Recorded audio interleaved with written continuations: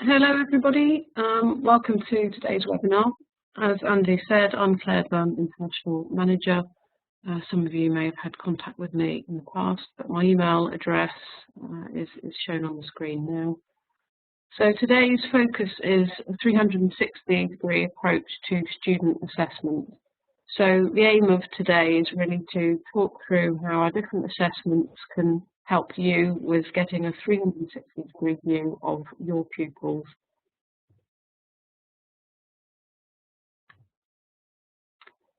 And sorts of questions that you may well be thinking about at the moment, you may well be thinking about as we go through today's presentation, are the sorts that are shown on the screen now. So are your students reaching potential? Can you answer these questions at the moment? Are your students making progress that's expected?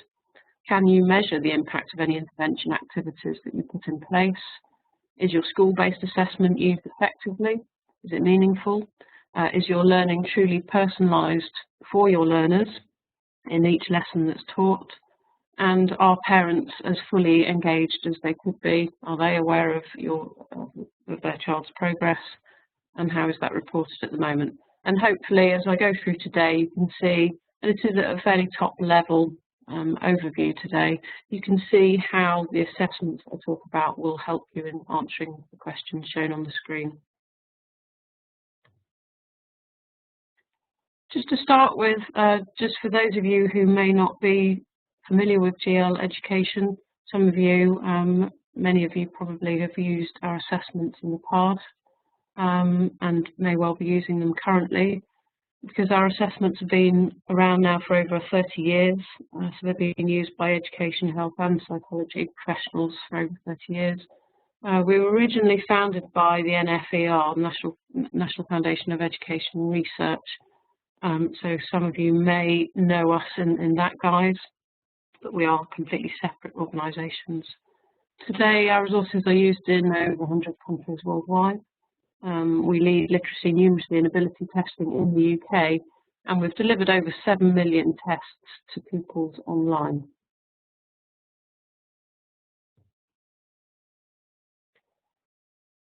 So that's the general overview. I'm now going to focus more on our assessments themselves and how they link together to give you that 360-degree view that I talked about at the beginning.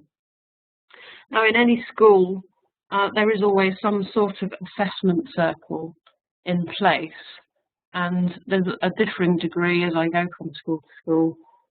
Some of it is a very much a strategic and conscious decision of the assessment strategy within the school.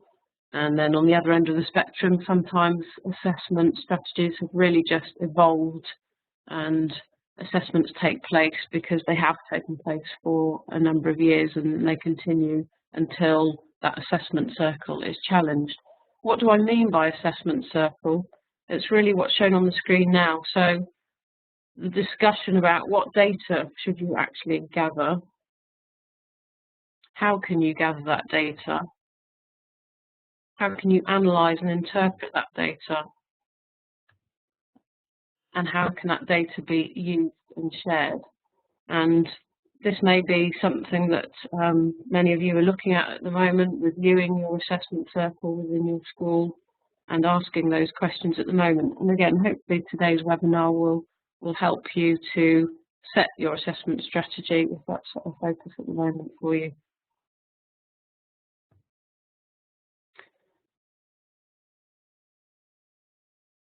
So in terms of GL Education's assessments and how they fit together, and what I'm going to talk about today, we structure our assessments and link our assessments together really based on the model shown here.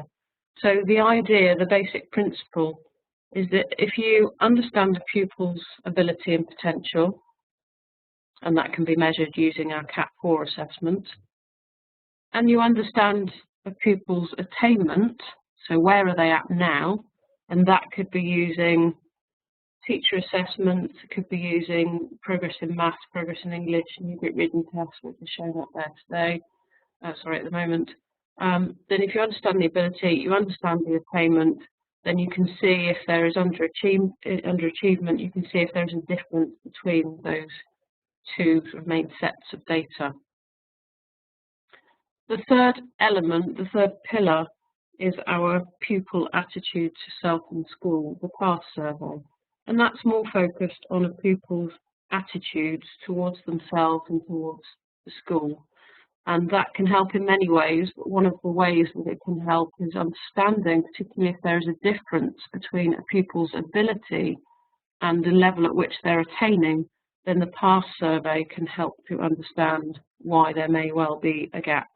And I will come back to this slide a number of times during the presentation, just so that I can sort of reset which assessment that I'm talking about so that you can see that in context with this 360-degree view of the pupil. Because all of these three elements feed in to the learner outcomes, and all three are really as significant as each other in determining whether a pupil achieves their life chances. And so more specifically, sorry, there's quite a few circles at the beginning of this webinar, but this really is more about the assessment process now itself. So as a basic model, if you identify potential of a learner, so using CAP4 that I've just talked about, and I'm going to talk about in more detail in a minute, then the next step would obviously be to measure the attainment so that you can understand whether there is a gap between the attainment data and the ability data, so whether there is an underachievement with the pupil. Then it's obviously important to analyse and understand the attainment data and the ability data, put in interventions, so actually take action from the back of that analysis and understanding of the potential and attainment data. So put in place the interventions, investigations, if that information throws up some question marks about that pupil. You would then measure attainment and progress again, and then you're back to the beginning of that cycle of then identifying potential. And it's really on that basis that I'm going to talk about the assessments today. So if I just go back, I'm going to start looking at CAP4, so that's the ability and the potential part of the 360-degree view. So the benefits of CAP4, so our ability assessment, the benefits vary really according to your role within the school. So for classroom teachers, CAP4 data on each pupil will allow classroom teachers to set targets. Also, very importantly, to understand the profile of that learner who is sitting in front of them in the classroom. And therefore, if you understand the learner's profile, then it should inform personalised learning, so as the teacher plans their lessons, so that they can cater for learning style of the pupils in front of them accordingly. For middle managers, it allows middle managers to analyse at cohort and at learner level. Also, the target setting will help to inform that process, and also to measure value added as well. For senior management and stakeholders, again, value added is very key.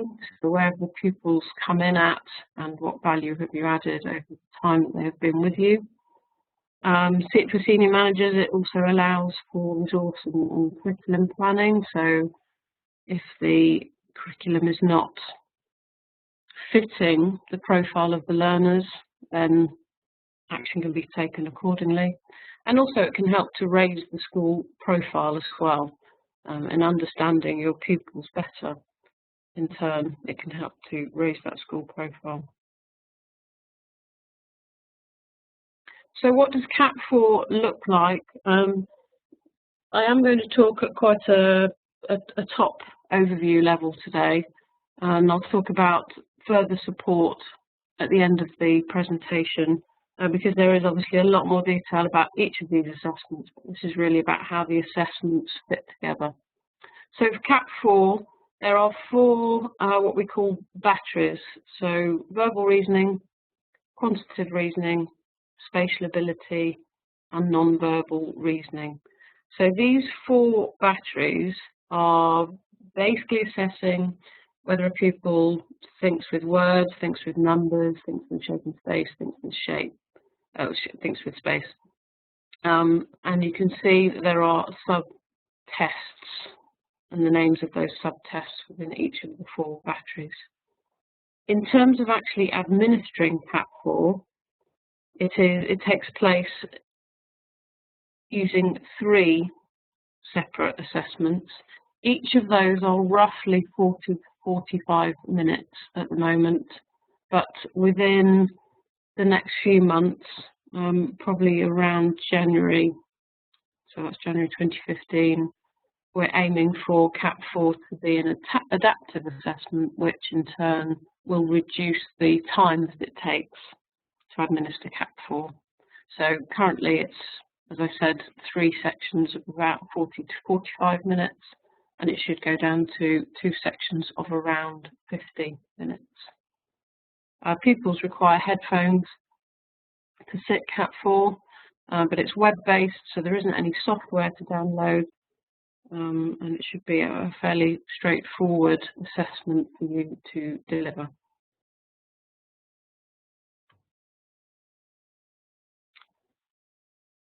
So those four batteries, there are sort of two extremes really in terms of the reasoning ability. So the verbal and the spatial are as opposite to each other as you can possibly get. So the non-verbal and the quantitative are really the hybrid batteries out of those four. So they both use verbal and spatial ability to some degree. The verbal and the quantitative, they are two batteries which are more likely to be affected by schooling. So verbal, for example, EAL learners, so I'm sure probably most of you who are on this webinar today have a fairly high percentage of EAL learners, and those verbal, for those pupils, you would expect to see that perhaps 2 or 3 years after them joining you, that their verbal reasoning ability will have increased significantly. Likewise with quantitative, if you put in interventions with pupils focused around thinking with numbers, so more mathematical focused intervention, you would certainly expect their quantitative reasoning ability score to increase significantly.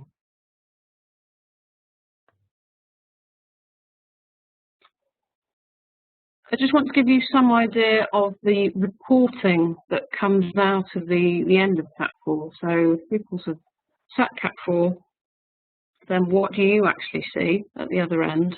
And the next few slides just give you a flavour of what you would see.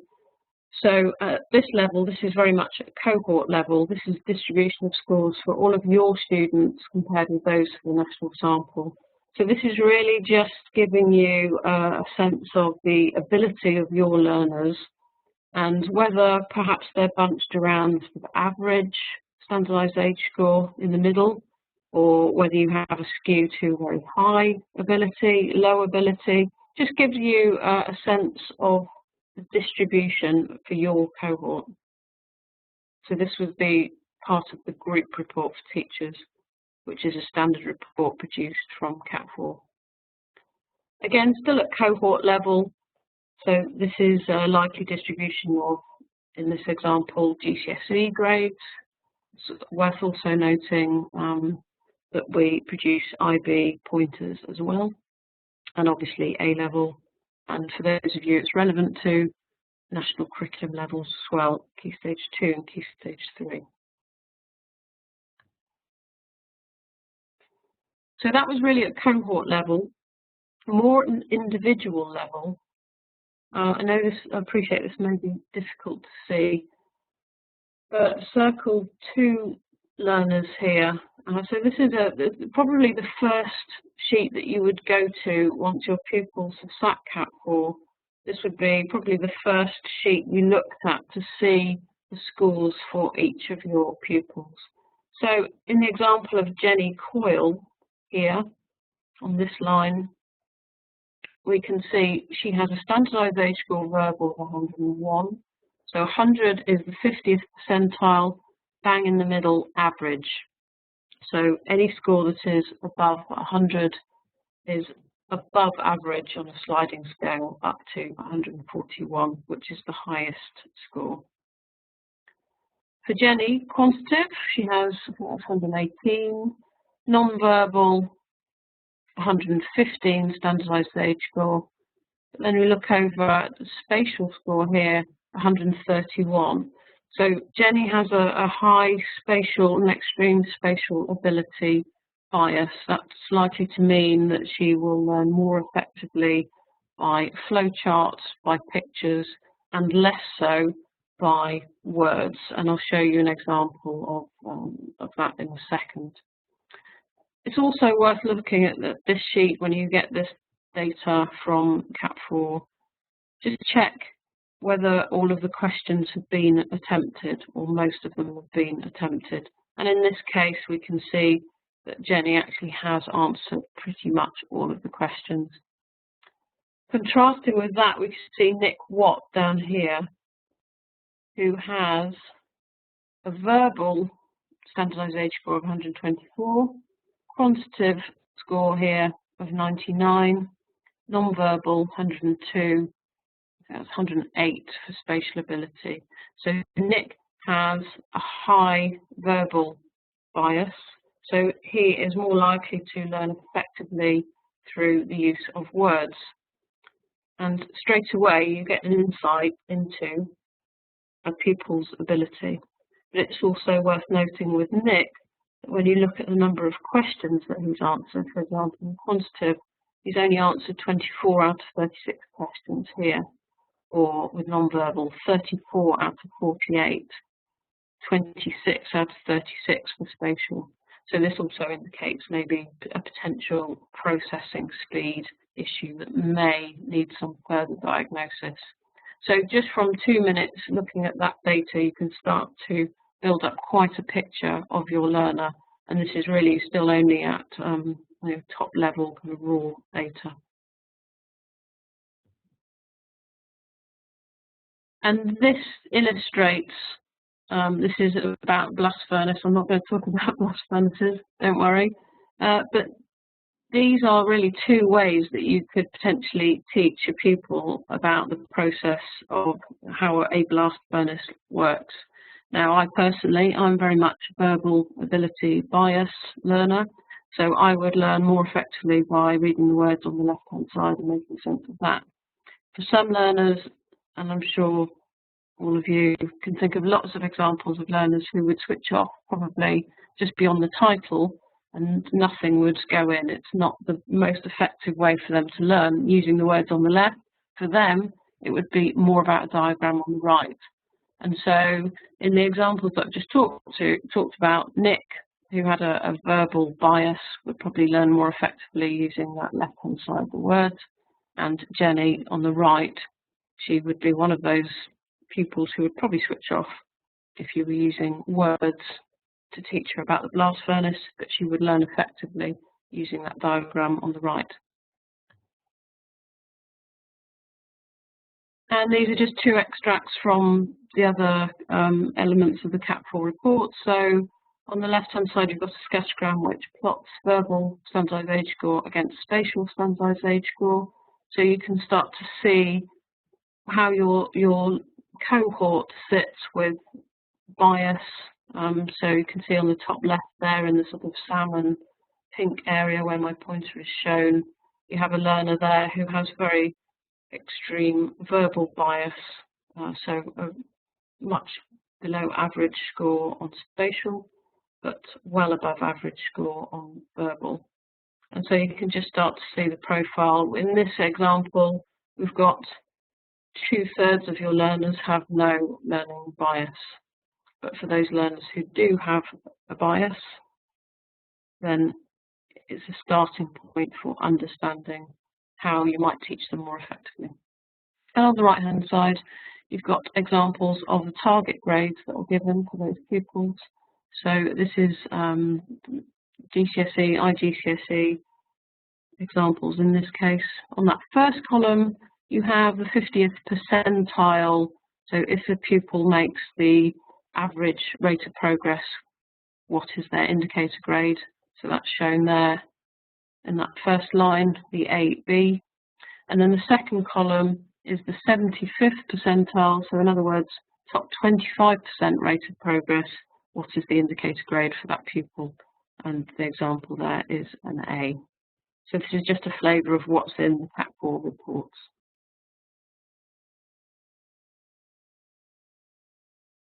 There are then also individual reports for teachers which report on a student-by-student basis. So this details more commentary about the implications for teaching and learning. So it would summarise the data for each pupil on the 4 batteries I've talked about. It would plot that one pupil on the scattergram as shown, but then I think most importantly, as well as then summarising the learning profile of that pupil, it would also then advise you the implications for teaching and learning. So it would make suggestions of what you could do next to develop the reasoning ability for that particular learner. So as you can see, it really helps with personalised learning in the classroom. And we also have individual reports for parents as well. So you can see here, this is again a parent report on Connor. So this is more focused on how a parent might be able to support their child at home with their homework, and also a little bit more about how their child may learn more effectively.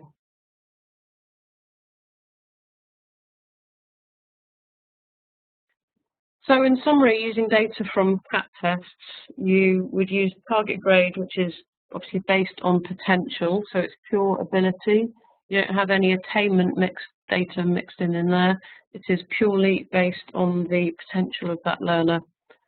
And then you would need to compare that ability data regularly with attainment data, whether that be through standardised tests, school-based tests, exam results if it's early entry, or indeed GCSE, IGCSE, IB results, so that you start to build up this 360-degree view of each pupil. And it's then important, obviously, to identify gaps.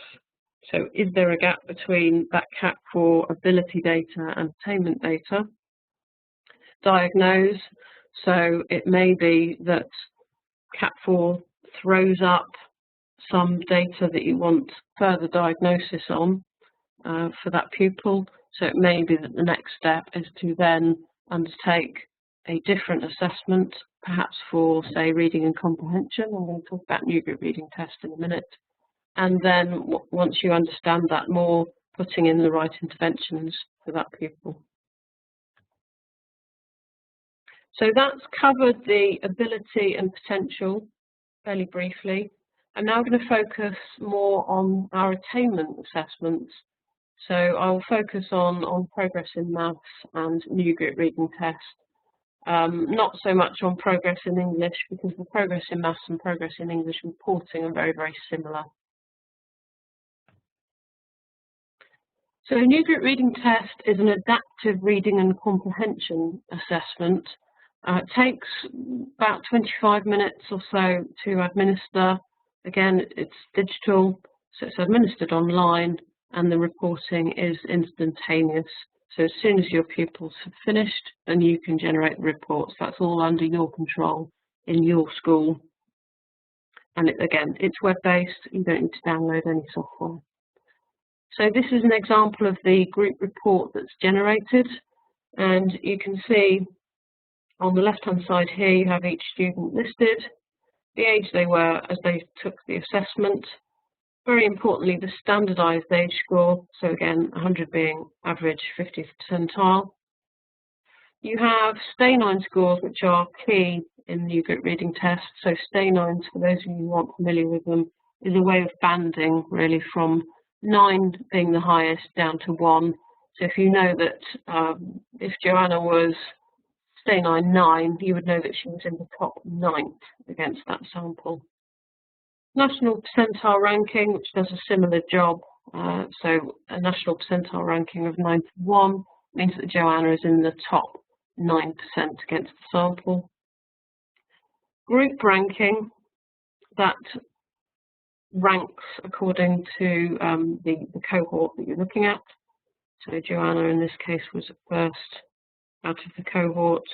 Reading age, which I know is still key data for many schools want a reading age, particularly for EAL learners as well. If the EAL learners are either at admission stage, you're using Cat4, or you're using Cat4 within the school, then new group reading test to sit alongside Cat4 to get that increased wider view of a pupil's ability is particularly key. You have national curriculum reading level as well here, for those of you that's relevant to. I know that won't be for all of you. But then the stay-nines here is the particularly key information within new group reading test, because here you see where it says SC, that's sentence completion. So that's giving a stay-9 score for a pupil's reading or decoding. And then on the right-hand side, PC is passage comprehension. So you end up with essentially a stay-9 for reading and a stay-9 for comprehension. So you can start to see whether there is a significant difference in that pupil's ability between their reading skills and their comprehension skills. So you may find, and here's an example here, Ian Smith is stay-9 8 for reading, but only stay-9 2 for comprehension. So straight away you can see there is a significant difference. He is reading very well, but he's doesn't appear to be understanding what he's reading. And I'm sure you all have examples of learners for which you probably know that already, but don't have that robust standardised assessment data perhaps to back it up, and new group reading tests will provide that. Progress in maths, you can see we try and keep our reporting very standard, so very similar layout. Progress in maths is available, actually I should have said, sorry, new group reading test is available from 7 years, 0 months. So for those of you who operate on the same year levels as UK schools, that would be end of year 2 upwards. Progress in maths, that starts, digital starts the end of year 1, but it is available by paper as well in reception. But digital is end of year 1 upwards. Progress in English is end of year 2 upwards. Through to year 6. Progress in maths goes all the way through to the end of year 9. Progress in maths is really designed to be done once a year, either at the end of the academic year or at the very beginning of the following year, but using the end of year version, if that makes sense. Any queries on this, please do email me afterwards. So you can see again, very standard metrics shown. So the standardised age score, which is the key piece of data really within all of our reports. You have a stay-9 score, you have a percentile rank, group rank again. Then you have a raw score as well, national curriculum level for those who that's relevant to. And then you have more diagnostic data. So here you have the percentage correct for number, shape, space and measure, data handling, and algebra. So you can start to see category by category how that pupil has performed, but this is just at top level. So this is all standardised assessment data. I'm sure you can see how powerful that data is for each pupil sitting alongside the ability data shown in Cat4. And within the progress in maths and English, and also now within new group reading test as well, you can report on progress. So you can see how pupils have progressed from the previous assessment point to the current assessment point. So in this example, those pupils who fall below that bottom line are making below expected progress. When they when they're plotted between those two parallel lines there, that's as expected. And this pupil here, you can see, has made above expected progress between pi 10 and pi 11. So that would be the assessment taken at the end of year 5 and the one taken at the end of year 6.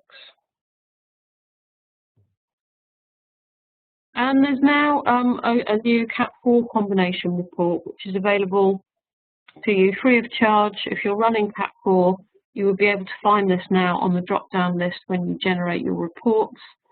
And the aim of this report is to help you have the data in one place for plotting the ability Cat 4 data against the attainment data. So this is for Cat 4, and then it would also incorporate progress in English or new group reading test, and also progress in maths as well. So this is really the first time where you've had a report that's available to you to generate, to plot that attainment data against the ability data. So you can see here, this report, this example shows Cat 4 verbal data against progress in English, advises whether there's a discrepancy. Same with quantitative standardised age score from Cat 4 against progress in maths standardised age score, whether there's a discrepancy, and then it lists the non-verbal, spatial, and the mean, just as some additional information.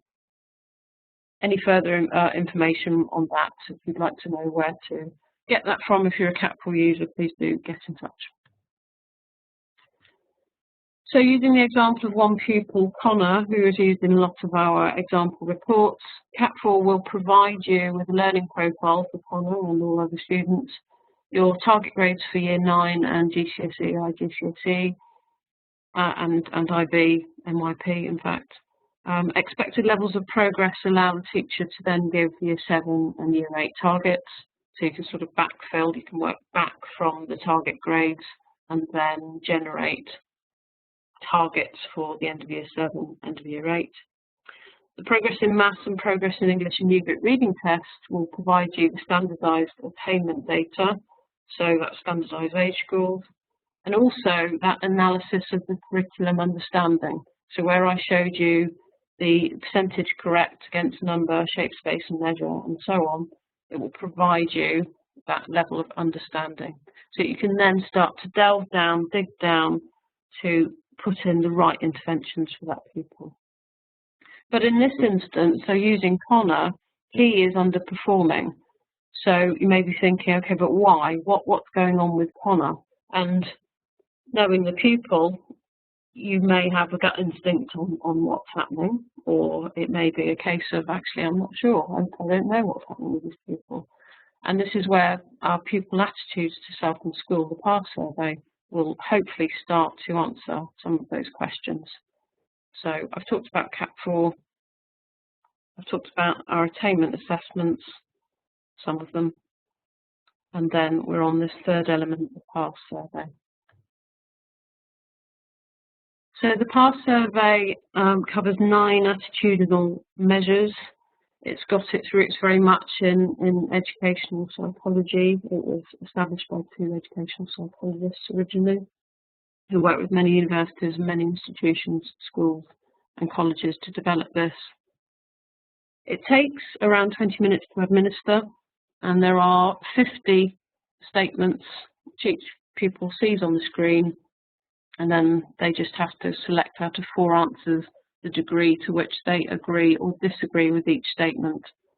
In my experience of administering PASS, pupils tend to love actually sitting it because it's very much about them. So it's how they feel. And so even the most disengaged Year 11 pupil generally I've always found enjoys sitting PASS and answering these questions. So you have 9 standardised scores that are then produced for each of those 9 measures covered. Now this is an example from a school So hence why there's the change in slide design. So this is real life working data. And you can see here, so these are the standardized scores that have been produced against each of those 9 measures. And you can see the number of reds because it is color coded. So the number of reds here, year 4, there are some issues that really do need some further investigation here. The pure number of reds shows that there is an issue across most of those 9 standardised measures within the school. Year 8, also a bit of a concern. You can see more of the density, again, with the reds, with the salmon colour. Perceived learning capability. So for each of the measures at the bottom, you can see the score. So 42 is joint lowest with learner self-regard. So again, that would, at cohort level, you would require further investigation of this issue. And the response to curriculum here, 45 as well. So that's indicating that pupils don't feel that the curriculum is fitting with their needs. And the attitudes to teachers. So, I mean, this is really just at cohort level, and obviously the data goes down to individual student level. But the attitudes to teachers, you can see a very marked difference in the score. So 33 in year 6 versus 45 in year 12. So a marked difference. So again, it's prompting, just at cohort level, prompting for further investigation of, okay, well, what's happening in year 6? Have they had a lot of change? Have they had a lot of disruption? How has it actually affected the attitudes of the pupils? So it's giving you that robust data to back up and further investigate. Okay. So that's a very quick overview of PASS, very quick. Again, please do get in touch if you'd like further information about PASS. So going back to the 360-degree solution, the topic of today, how would we suggest or recommend administering these different assessments and when? For CAT 4, it's by no means written in stone. I'm a great believer that every school is so different, and what's right for one school may not well be right for the next. But as a general starting point, we would recommend CAT 4 in years 4, then again in years 7, 9, because it's such a critical time with option choices, and then perhaps year 11 or beginning of year 12 as the pupil settles into either IB, diploma study, or A-level study. For PIM and PI, this goes from year 1 in PI Digital or year 2, PIM Digital year 1, PI Digital year 2, through to year 9 in the case of PIM, or the end of year 6 for PI Digital. But as I said, there are paper versions for other year groups, but they are end of year tests. The new group reading test, a good time is towards the start of the year. So you're identifying the reading and comprehension levels so that you can put in further intervention if required for reading and comprehension skills. PASS is a whole school annual survey, so that does really need to be whole school. Done at a time of year when there's least happening, really is the best time. So not at the beginning of the academic year, because you want it to be quite a settled period so that you're getting a true reflection of how your pupils feel, what are their attitudes towards themselves and towards the school. And then our SEN assessments, so dyslexia screener, dyscalculia screener, a more diagnostic reading and comprehension assessment, which is known as YARC, really as required.